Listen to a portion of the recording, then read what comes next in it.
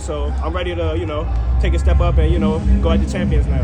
When you were fighting him, I sensed there was moments that you wanted to bang, but Yeah. you controlled, you picked your shots. Yeah. What kind of, I guess, possessed you to be able to stay composed, but, fight? I knew, the game plan was to keep it on the outside. He don't use his range. He like to let you get close to him from the outside. He don't really like to punch a lot. So we knew to box him, basically. Don't fight his fight. Don't make it a firefight. You know what I'm saying? He was throwing a lot of low blows, so you know what I'm saying? Hey, I got tough in there, so I'm like, hey, you gonna throw some? I'm gonna throw some too. So you feel me? But the main thing was stay composed and boxing. Troy, in some of your other fights, it's like you wanted it so bad you'd be a little tight. Yeah. And tonight you just seem more relaxed and smoother with your movements. How much of that is Bomac and how much is just getting experience? I feel like Bomac, he helped me a lot, and just telling me, I'm good enough. You know what I'm saying? I used to, second guess myself, so I wouldn't believe in it a lot. So Bomac, and Bomac and Ronald Sims, Saul and Red Spikes, they tell me you good enough. You got all the tools. Just, you know what I'm saying? You just gotta believe in yourself. So, some of that, and then also coming off the Vladimir fight, I felt like that fight was a big help for me. Them last 3 rounds, you know what I'm saying? Facing that, I felt like that was a big mental battle, and I felt like once I got through that, I felt like I was a way better complete fighter. I felt like coming off that fight, I've been confident ever since.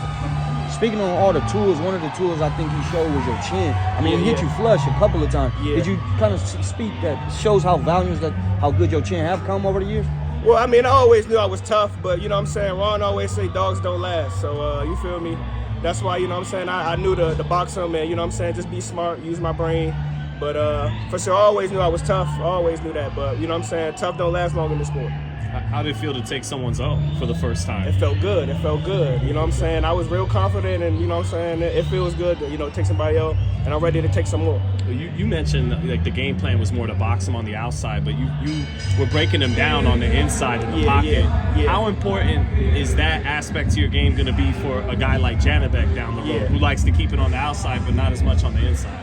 That's going to be big. I got to touch his body. I got to break him down. So that's going to be big. But I know how to work my way on the inside. And, Javier's a tall, lanky southpaw, just like Janibek. So I felt like that's the perfect fight to get ready for him. How many more fights do you think you would need before you?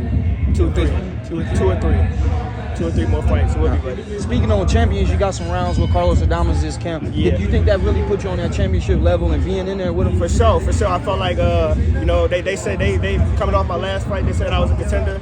So, I heard Carlos Adames was out here in Vegas, getting some work.